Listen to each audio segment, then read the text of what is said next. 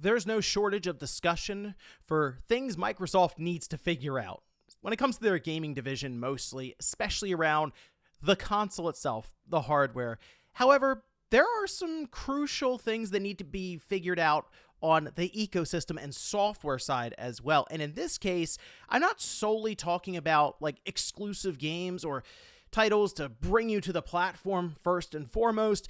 I'm actually talking about them being kind of disjointed when it comes to these different sectors within their ecosystem. And that is absolutely something they need to figure out going into next generation. So if you guys enjoy this video, make sure you hit that like button and subscribe if you're new. Now, what I'm talking about was actually brought up with Windows Central, and I've kind of been thinking about this for a little while now, specifically because Microsoft's push to next gen seems to be more about the OS itself and trying to bring everything together under one umbrella to the point where they can sort of take a bit of a step back when it comes to their own hardware and allow third parties maybe to make Xbox consoles of varying differences, I'm sure, of capability of that hardware, price points, etc. But the thing Microsoft needs to figure out, which, again, Windows Central did a good write-up on this. This was from Jez Corden, and I'll leave a link to this down below in the description, mentioning Xbox Play Anywhere. Say there are thousands of games on Xbox consoles, but only a portion of them actually support Xbox Play Anywhere, and the vast majority of the games that do support the functionality aren't exactly what you call spectacular games. Not like the massive blockbuster releases where we get, a few of those a year. Well, as pointed out here, Capcom, for example, did support the feature with, they say, smaller games. So Kinitsugami, Monster Hunter Rise, Exoprimal, but not for things like Resident Evil Village or Monster Hunter Wilds, as that's coming up here at the end of this month. Civilization 6 is on the Xbox Store for PC, but not Civ 7. So that's kind of the thing right now. It's very much scattered currently. And the way that you can guarantee that mostly guarantee, I should say, that Xbox Play Anywhere is in effect is if it's on Game Pass. So, for example, Ninja Gaiden, Ninja Gaiden 2 Black, which awesome game, by the way, if you have not picked it up, fully recommend it. I actually downloaded it on Game Pass, and then I also went ahead and put an order in for it physically on the PlayStation 5. That's PlayAsia is doing that. It's a whole thing. But because it's on Game Pass and it's available on PC and on Xbox, as soon as you go ahead and download or have your Game Pass subscription set up, you can download it on either platform, which is sort of the dream scenario that Microsoft is attempting to set up here. Your games being available everywhere, which was the idea of their This Is an Xbox campaign.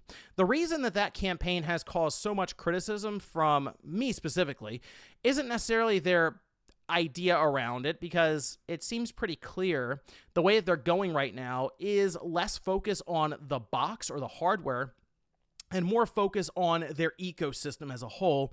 My issue with it, though, is that marketing appears to have gone into effect way too early, because they don't actually fit into the slogan that they're trying to show here, because not everything is an Xbox, and it makes it kind of difficult to figure out where your games are actually available after you purchase them. Even at times with Game Pass, because you'll get like console and PC, and that can be sort of disjointed, and then who knows when it comes to cell phones.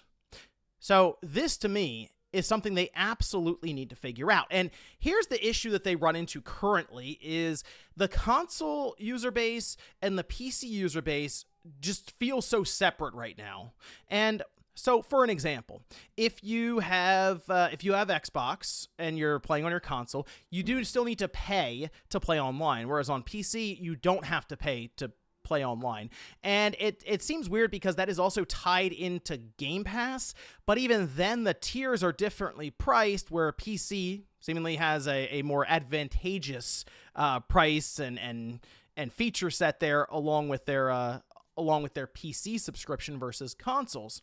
And the way that Microsoft's moving now to where it seems like they're willing to sell less and less consoles and have third parties maybe come in and make them, do you actually need to have them be so different? And as we see, all kinds of tiers across the board to where it's kind of making your head spin a bit to participate in Xbox Play Anywhere across the board, considering they can technically resell their games to PC users as well as Xbox users. All right, and that's sort of the issue that Microsoft's running into, because they're like, oh yeah, sell it once for all these platforms, not multiple times.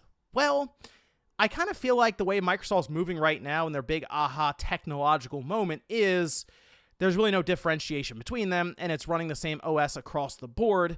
So on console or on PC, maybe eventually mobile, although I'm still trying to figure out how that would work, outside of maybe just an application that you launch that then overlays on Android or iOS or something. There won't be a way to make, the games sold differently there. So in one aspect, sure, I get the idea of, technically you're not selling multiple copies. But on the other side, you would also open this up to, I assume, be a bit easier to distribute these to a bunch of people. Recently, we've had information around their monthly active users for Xbox gaming specifically. Think about all the things Microsoft has done in terms of acquiring different companies, different platforms, their push into mobile right now. Well, if we look, this is Statista, and Microsoft at one point shared that they had so many hundreds of millions of active users. Now, they're technically able to count Windows, but if they integrate Windows and Xbox and sort of make it one thing, kinda, then yes, you would have access to, as they say here, 500 million monthly active users. I still think there's some fudging of the number in the sense that, like Steam, for example, will say some stupid number, right? Super high. But anyone who has launched Steam in the last year would account for that, even if it's on like a work computer or something that's not necessarily going to be playing games. But because they launched it, they are a monthly active user for Steam now. So Microsoft, I'm sure, also kind of playing that game here. But it looks really good when you present it to some of these companies that want to be able to get their games out to more and more people. It's kind of the push for multi-platform, right? For places like Square Enix. Well, you show them this, and yeah, they'd probably be interested in participating in this Xbox Play Anywhere or just Xbox in general. And that, I think, if they figure this out, would actually really make their next generation offering compelling to a lot of people, in the sense that even for third-party games, I mean, I know first-party exclusive stuff is usually, at least the idea is that's what brings people to the platform. I am starting to wonder if more and more now, with like the current generation of gamers and sort of what they've become used to over the last, we'll say, decade now, especially the move to digital, if it's becoming more and more about convenience over anything, actually being able to have your games anywhere.